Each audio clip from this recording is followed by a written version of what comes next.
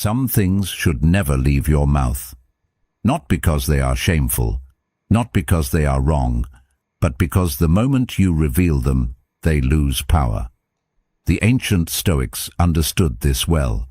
They knew that not every thought deserves an audience, not every struggle deserves attention, and not every part of your life should be placed in someone else's hands. Yet every day, people give away pieces of themselves without realizing the cost. They share their plans before they've acted on them. They expose their weaknesses before they've learned to manage them. They reveal their deepest ambitions to people who do not understand them. Then they wonder why they feel distracted, discouraged, or pulled away from their path. Real strength rarely announces itself. It grows quietly.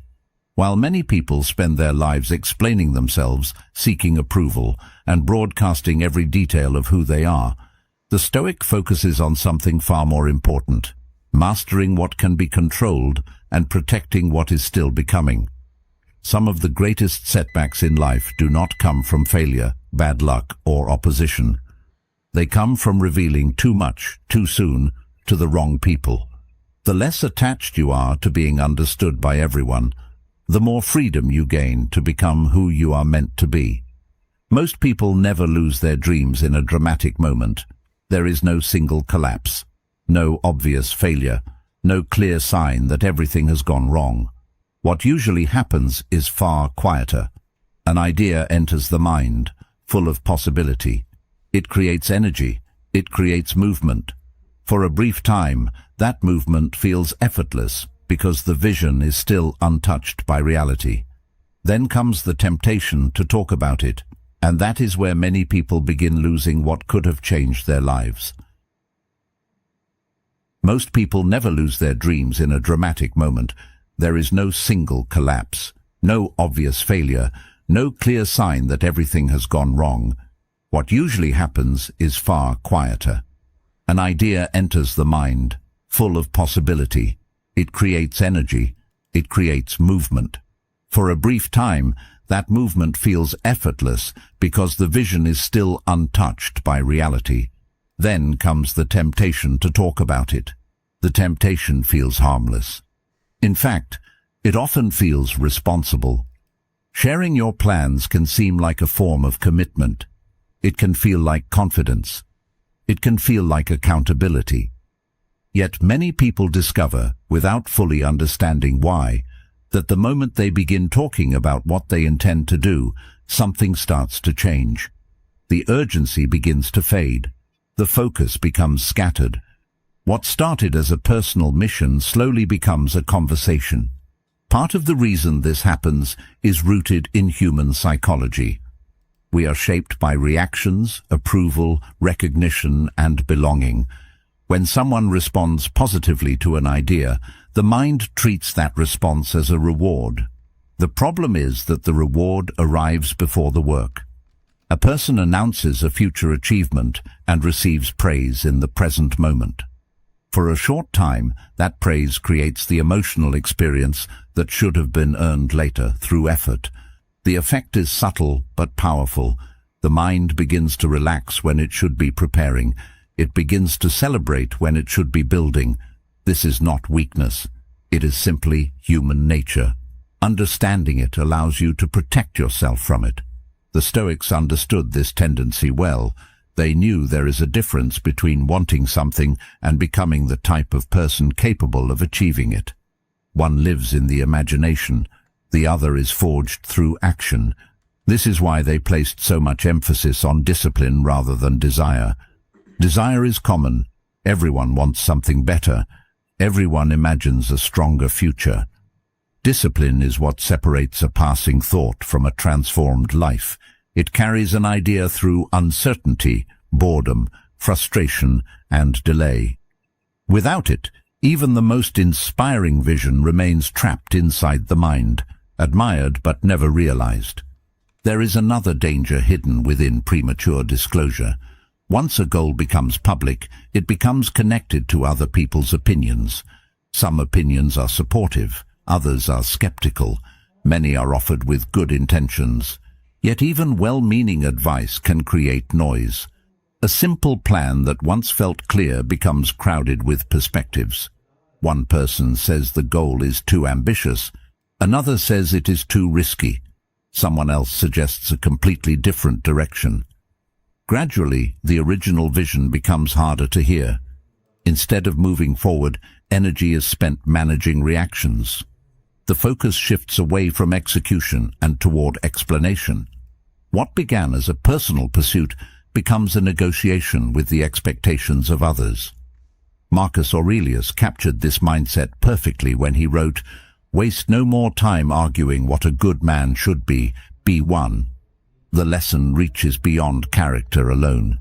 At some point, every vision must leave the realm of discussion and enter the realm of action. The more time spent defending a path, the less time spent walking it. This does not mean silence is about secrecy or distrust.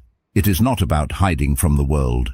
It is about understanding the fragile nature of growth. A seed does not grow because it is constantly dug up and examined. It grows because it is given time to develop roots. Ambition works in much the same way. In its early stages, it requires protection. It requires patience. It requires space away from unnecessary interference. There is wisdom in allowing progress to mature before presenting it to the world. Not because recognition is bad, but because recognition is far more valuable when it follows achievement rather than replacing it. Many people can remember a time when they felt completely committed to something. The vision was clear, the motivation was genuine. Then, little by little, that commitment faded. Often the cause was not a lack of ability. Attention scattered, energy divided. The original purpose slowly dissolved beneath conversation, comparison, and outside influence. This is why protecting your next move is less about protecting it from other people and more about protecting it from your own tendency to seek immediate validation. The greatest obstacle is often not criticism, it is comfort. Praise can become comfortable, talking can become comfortable, imagining success can become comfortable. Real progress rarely is. If these ideas help you think more clearly and live more deliberately, consider subscribing. Not as a way to follow someone else, but as a reminder to keep returning to the work of understanding yourself. The deeper lesson is not simply about keeping plans private. It is about developing a relationship with yourself that does not depend on constant acknowledgement. There is a unique kind of strength that emerges when you learn to work without applause. When effort continues regardless of whether anyone notices, motivation begins to come from a different place. It becomes internal rather than external. The work itself becomes meaningful. Progress becomes its own reward. Results become more important than recognition. This shift changes everything because it frees you from the endless cycle of seeking approval before taking action. A calm mind understands that not every thought deserves expression. Not every ambition requires an audience. Some goals grow best in silence because silence creates concentration. It creates patience. It allows reality to take shape without the pressure of performance. The deepest transformations happen quietly, long before anyone notices. By the time others see the change, the difficult part is already finished. The foundation has already been built. The habits have already been formed. The identity has already begun to evolve. That is why your next move deserves protection, not because people are waiting to stop you, not because success must remain hidden forever. It deserves protection because meaningful change begins as something delicate. Before it becomes visible, it must become real. Before it earns recognition, it must survive repetition. Before it transforms your life, it must first transform your daily actions. And that process asks for something increasingly rare in a world that rewards constant sharing. It asks for quiet commitment. It asks for patience. Most of all, it asks for the willingness to let your actions speak long before your words do. One of the easiest ways to lose control over your own mind is to hand someone else a weakness you do not yet understand yourself. The strange part is that this often happens with good intentions. A person feels overwhelmed by an insecurity, confused by an emotional struggle, or frustrated by a recurring fear, and the natural impulse is to talk about it. There is nothing inherently wrong with seeking guidance. Human beings need wisdom from others. They need perspective. They need support during difficult periods. The problem appears when vulnerability is shared before it has been examined, before it has been understood, before the person carrying it has learned how much influence it still holds over their decisions. At that point, the weakness is not simply being discussed. It is being transferred into an environment where its meaning can be distorted by other people's interpretations. Epictetus warned, "No man is free who is not master of himself."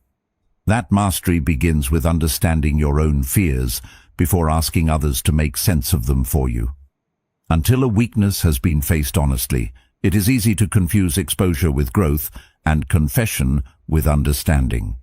Modern culture often treats disclosure as a virtue in itself. The more open a person appears, the more authentic they are assumed to be. Every feeling must be expressed. Every doubt must be revealed. Every insecurity must be placed in the open. Yet openness without understanding can create more confusion than clarity. There is a difference between acknowledging a weakness and building an identity around it. There is a difference between recognizing a fear and repeatedly reinforcing its presence through constant discussion. The Stoics understood this distinction. They believed that honest self-examination was essential, but they also believed that awareness should lead somewhere. It should lead toward improvement, not endless exposure. A wound does not heal because it is constantly displayed. It heals because it receives careful attention and proper treatment. Consider how often people seek reassurance instead of resolution. They want someone to tell them they are enough. They want someone to remove uncertainty.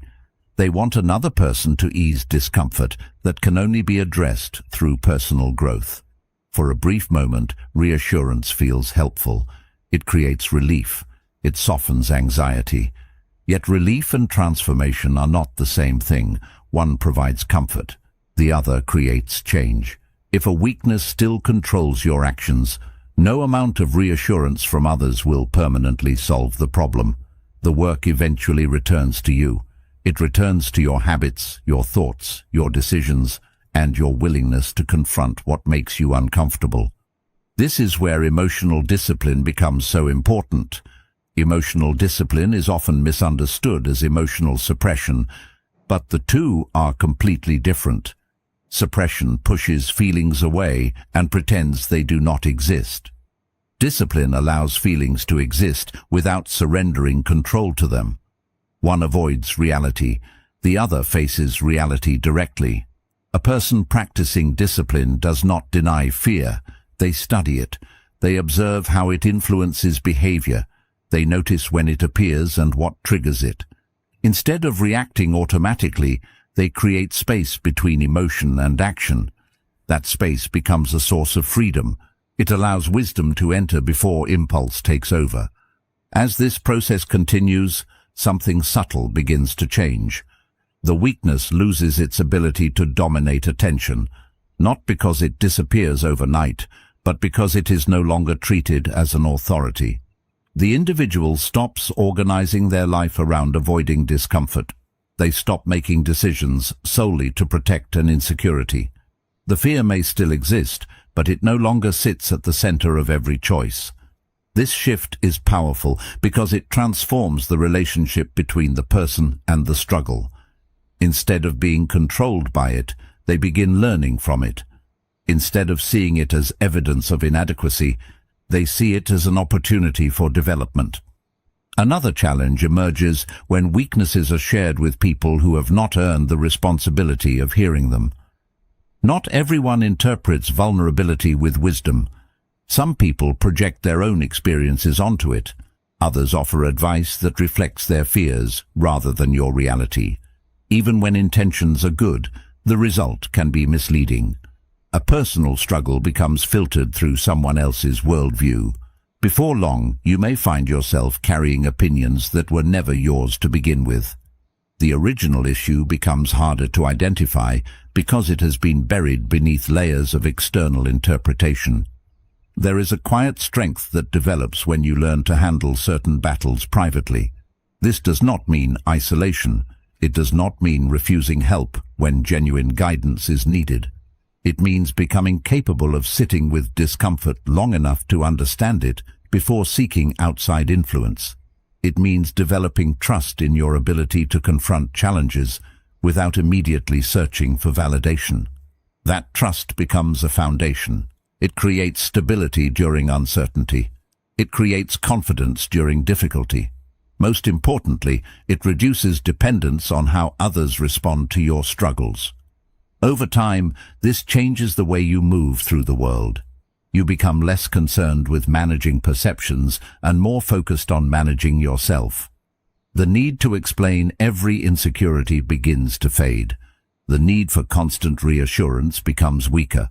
What once felt overwhelming becomes manageable because it has been studied rather than avoided. The weakness that once demanded attention gradually becomes smaller, not because it was hidden, but because it was understood. And when understanding replaces dependence, another pattern becomes easier to recognize.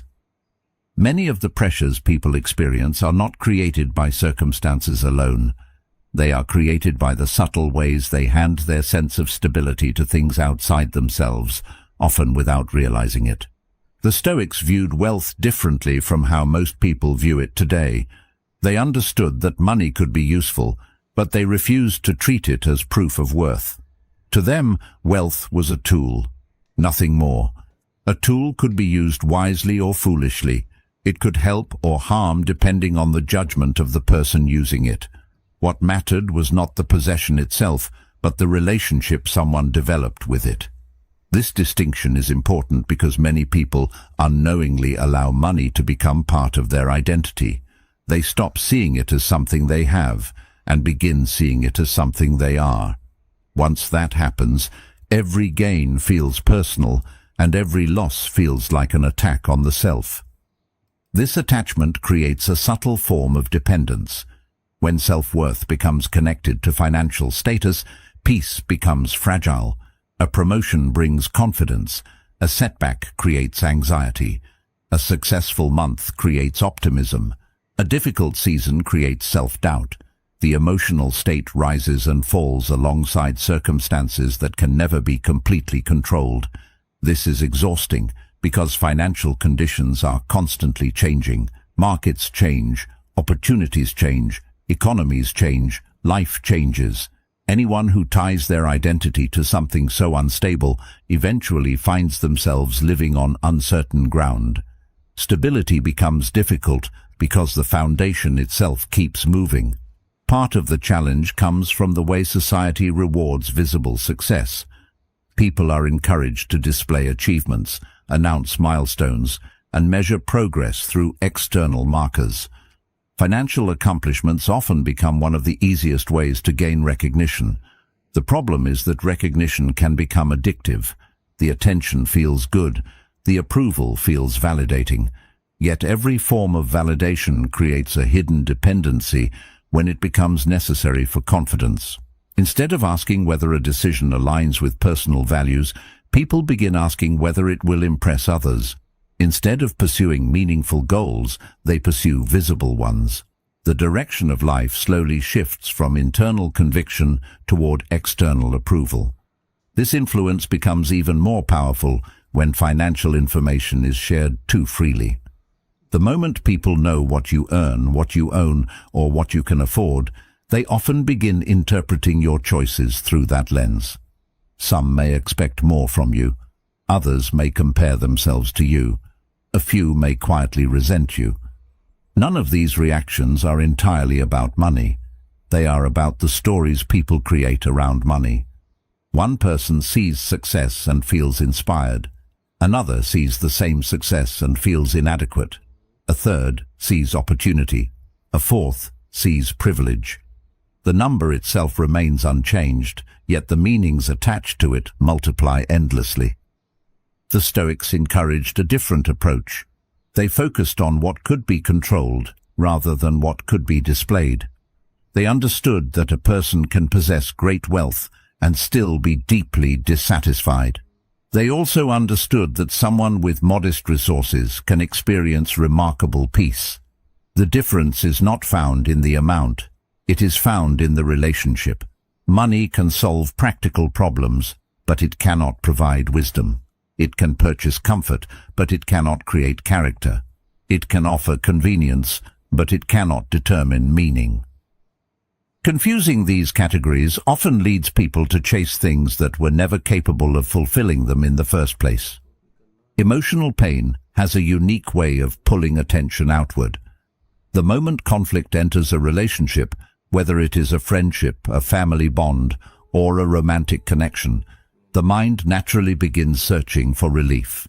An argument happens, words are exchanged, feelings are hurt. Suddenly the desire to be understood becomes incredibly strong, not because people are weak, but because emotional discomfort creates a powerful need for certainty. When emotions are unsettled, clarity feels distant. The mind starts looking for someone who can confirm that your feelings are justified, that your perspective is correct, and that your actions make sense. In that moment, sharing the story feels like a solution. It feels reasonable. It feels necessary. Yet what often begins as a search for understanding gradually becomes something else entirely. The story gets told once. Then it gets told again to someone different. Small details are added. Certain details are left out. Not intentionally, but because emotions influence memory. People rarely describe situations exactly as they happened when they are hurt. They describe them through the lens of their experience. This is part of being human. Every person views reality through their own perspective. The problem is that those listening only receive a fragment of the truth. They are hearing one side of a complicated situation. They are hearing an interpretation rather than the entire reality. Yet from that interpretation, opinions begin to form, judgments begin to develop, conclusions begin to settle into place. The Stoics understood that strong emotions can temporarily distort judgment. This does not mean emotions are bad. It simply means they are often incomplete. Anger reveals one part of a situation. Hurt reveals another. Disappointment reveals something else entirely. None of these emotions automatically provide the full picture. This is why the Stoics valued pause and reflection. They recognized that immediate reactions often create consequences that remain long after the emotion itself has disappeared. A feeling may last for an hour. Words spoken because of that feeling can last for years.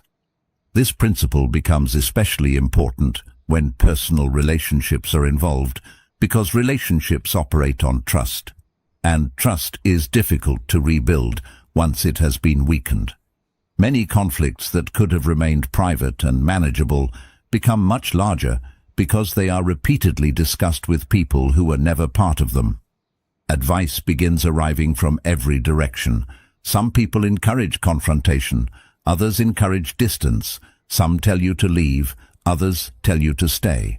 The original issue becomes surrounded by competing opinions. Instead of listening carefully to the reality of the situation, attention becomes divided among countless outside perspectives.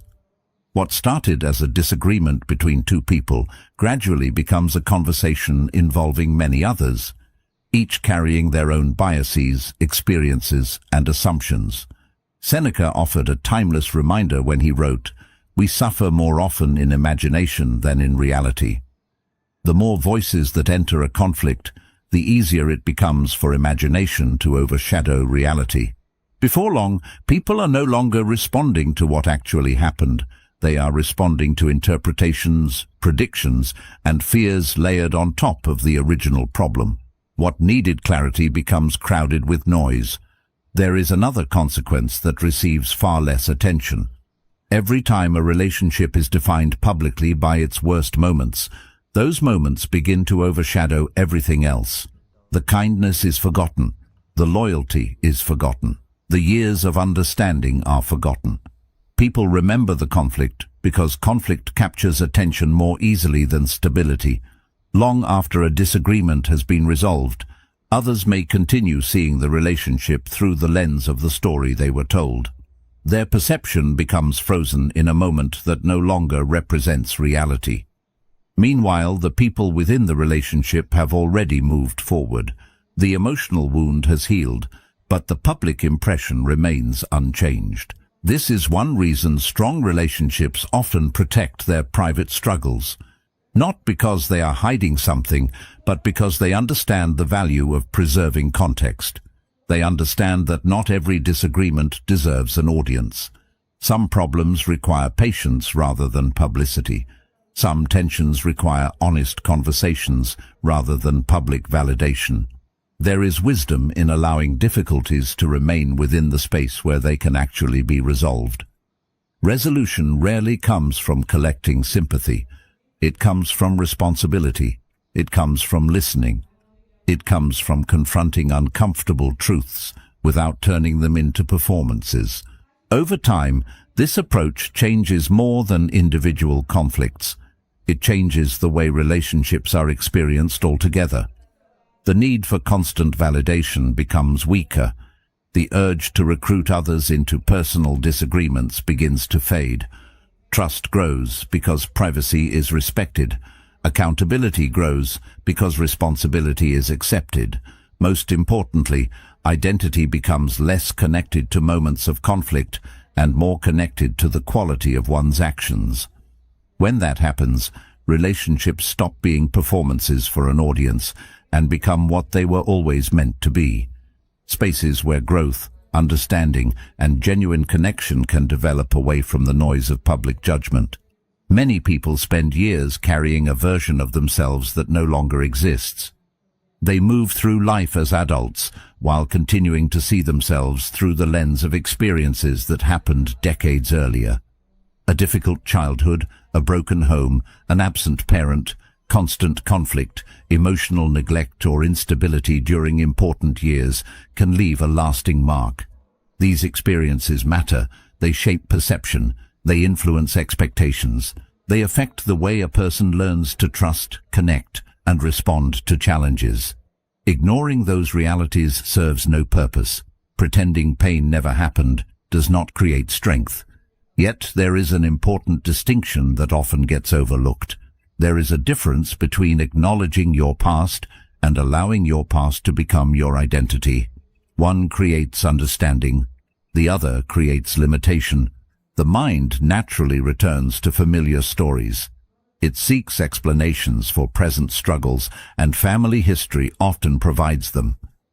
When life becomes difficult, it can feel comforting to point toward an old wound and say, "This is why things are the way they are." Sometimes that explanation is even accurate. The challenge is that explanations are not the same as solutions.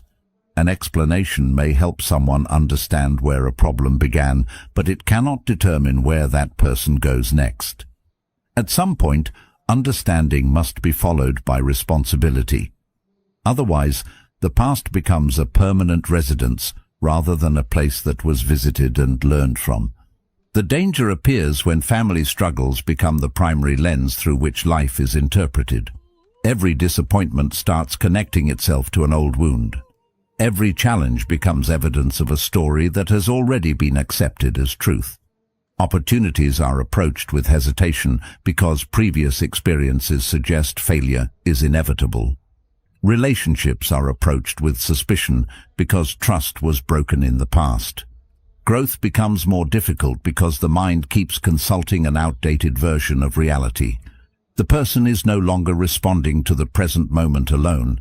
They are responding to years of accumulated memory layered on top of it. The Stoics believed that perception carries enormous influence over experience. Two people can face similar circumstances and reach very different conclusions about what those circumstances mean.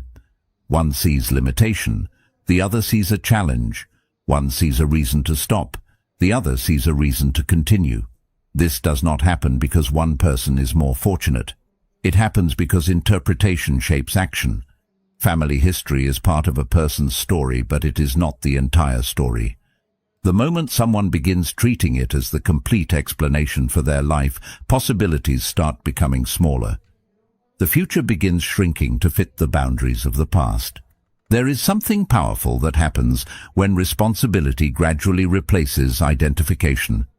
Responsibility does not mean blaming yourself for what happened. It means recognizing that your next decision belongs to you.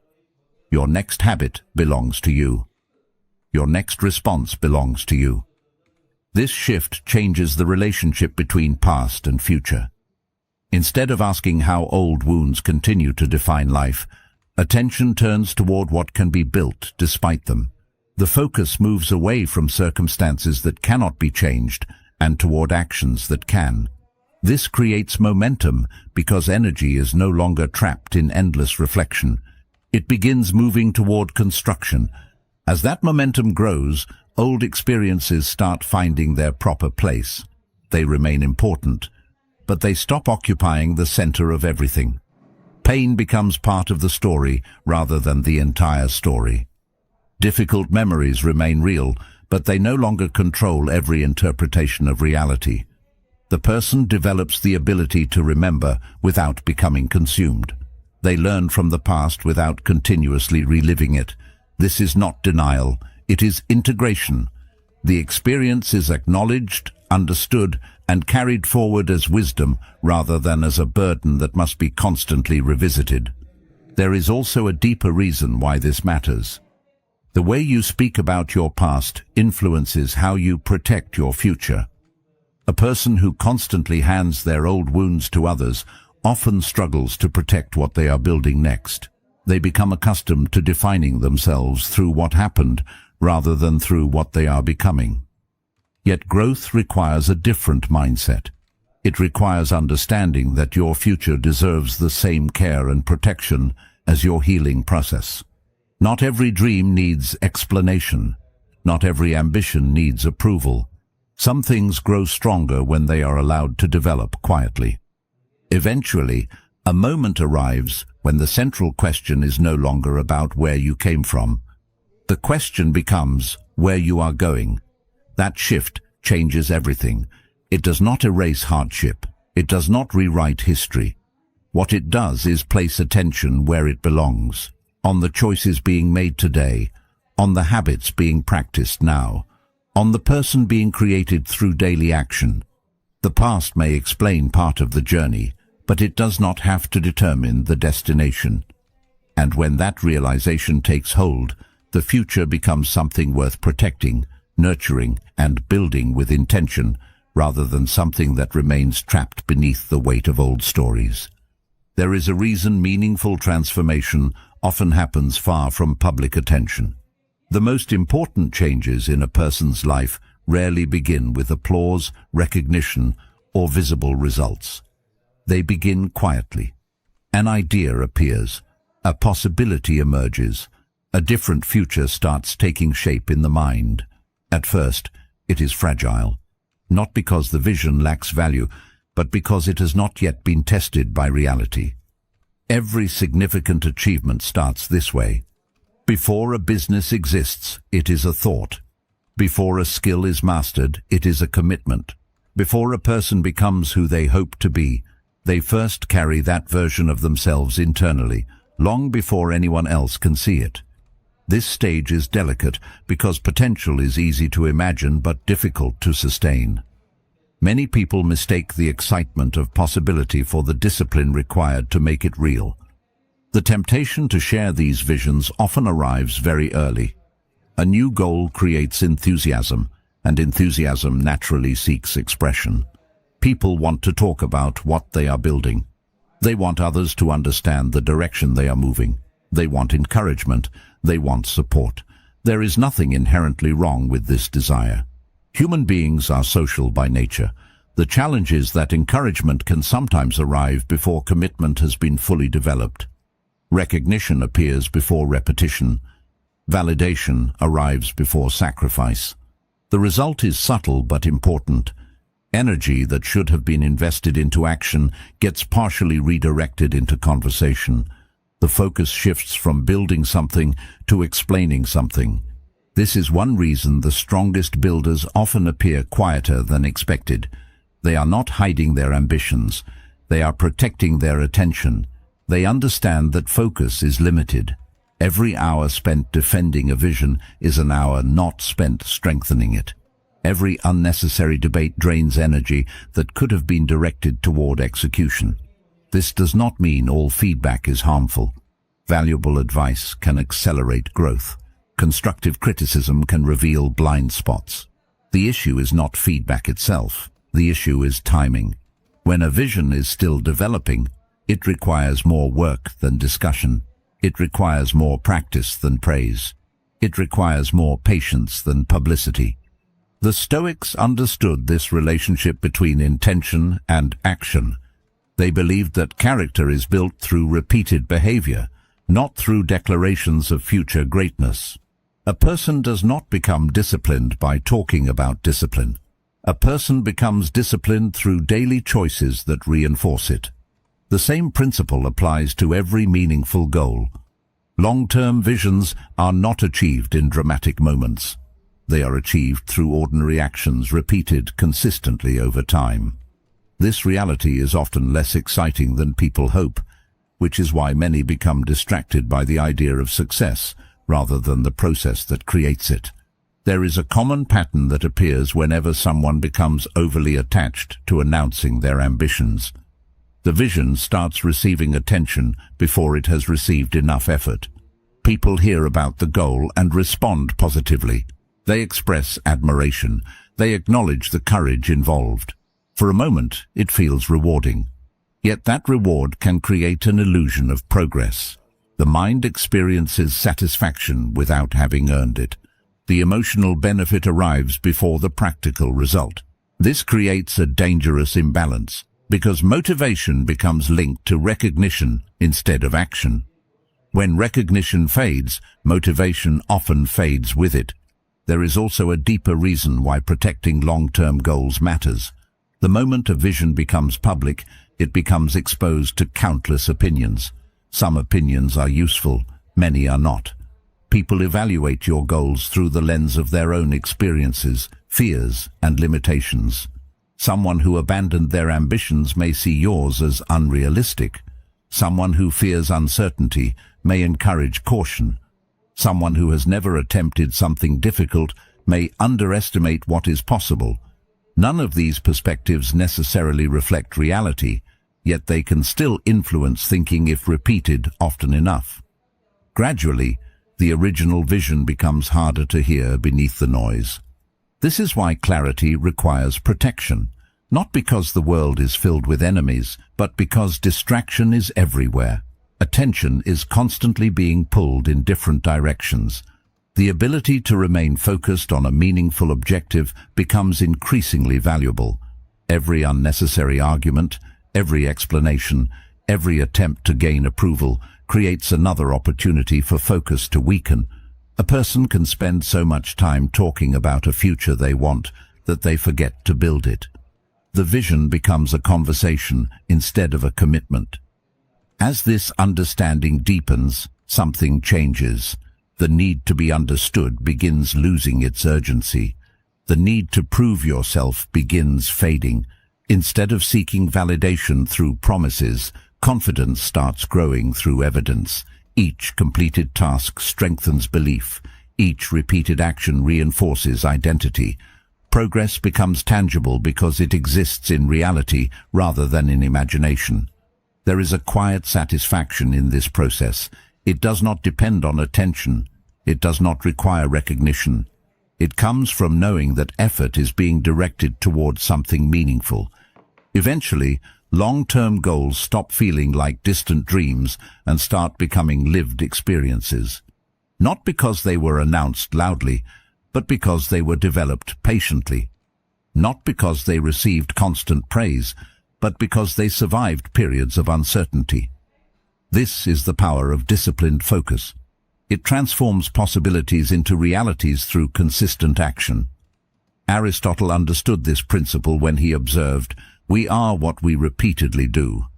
Excellence, then, is not an act, but a habit. Meaningful change is rarely the result of a single breakthrough. More often, it is the product of quiet repetition, practiced long enough for possibility to become reality. Yet even after a person learns to protect their future and commit to the process, one final obstacle often remains. It is not a lack of vision, it is not a lack of effort. It is the tendency to keep looking backward, carrying old mistakes and regrets long after their lessons have already been learned. Most people carry a memory they wish they could erase. It may be a decision made in a moment of fear, a relationship that ended badly, an opportunity ignored, or a version of themselves they no longer recognize. Time passes, circumstances change, and life continues moving forward, yet that memory remains. It appears unexpectedly during quiet moments. It returns during periods of uncertainty. It resurfaces whenever something in the present reminds the mind of what once happened. The strange thing about regret is that it often survives long after the event itself has lost any real power. The moment is gone. The people involved may have changed. The circumstances no longer exist. Yet the emotional weight remains because the mind continues carrying it into the present. What hurts is not always the event itself. Often it is the ongoing relationship a person maintains with the memory. This is one reason regret becomes so difficult to release. The mind keeps searching for closure in a place where closure cannot be found. It revisits conversations that cannot be changed. It analyzes decisions that cannot be reversed. It searches for certainty about outcomes that will never be known. There is always another scenario to imagine, another possibility to consider, another version of events that seems preferable. The process feels productive because it resembles reflection, but in many cases it becomes repetition rather than learning. The same memory is revisited over and over without creating any new understanding. The mind circles the same territory, hoping that one more pass will somehow alter the destination. The Stoics recognized this tendency and approached it differently. They understood that the past belongs to a category of things beyond our control. Once an action has been taken, it becomes part of history. It can be examined. It can be understood. It can even become valuable. But it cannot be changed. This truth may sound obvious, yet many people spend years resisting it emotionally. They accept it intellectually while continuing to argue with reality internally. Part of them keeps insisting that the past should have been different. As long as that argument continues, peace remains difficult to find because the mind is fighting a battle it cannot possibly win. There is an important distinction between learning from a mistake and living inside a mistake. Learning creates wisdom. Living inside it creates stagnation.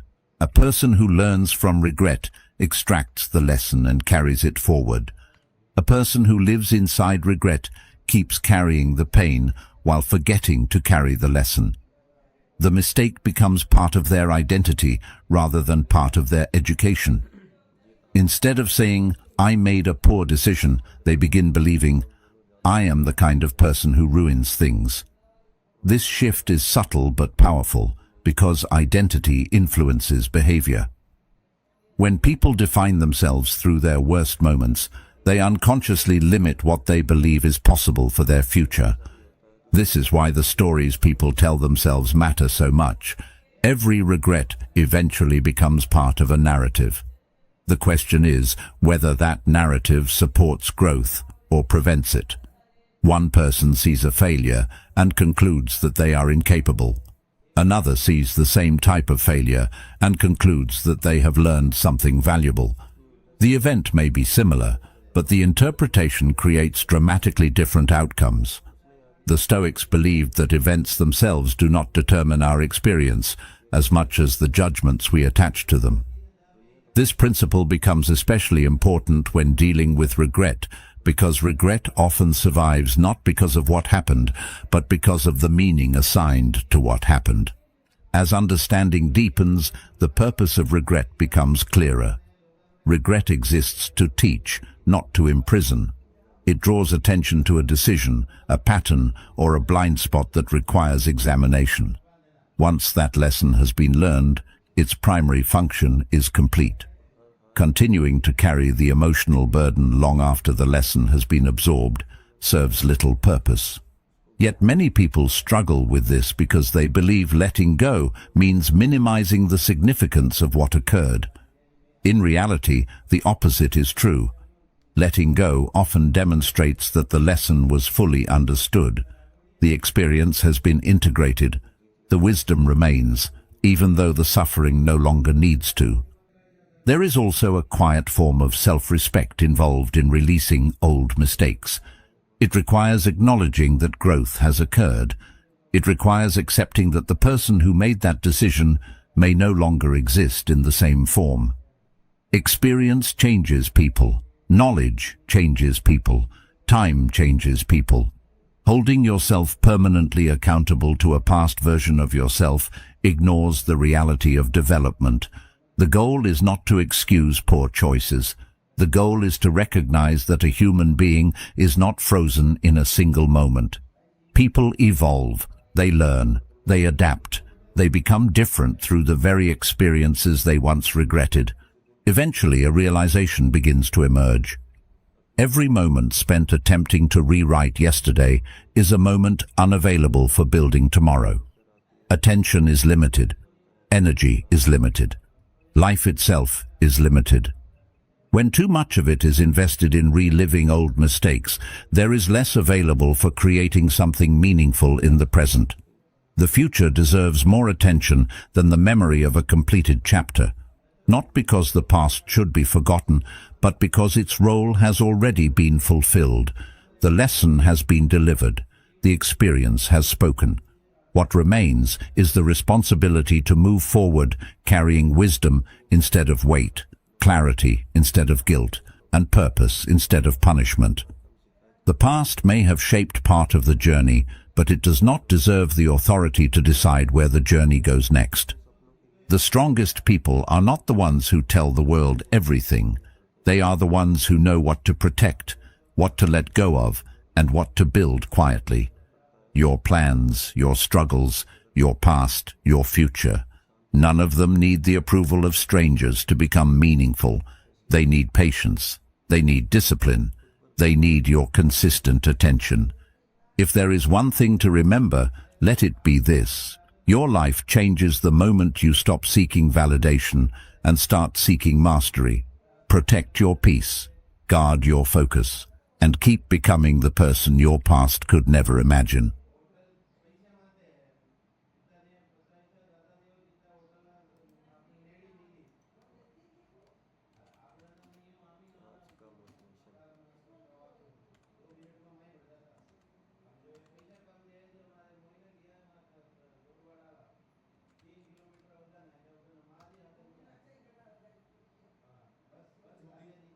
तो बदलती है जब तुम्हें बहाने छोड़कर अपने फैसलों की जिम्मेदारी लेना चाहिए। यह हर दिन एक नई शुरुआत। कल की हार को आज ही मेहनत पर हावी मत होने दो। शांत रहो, धैर्य रखो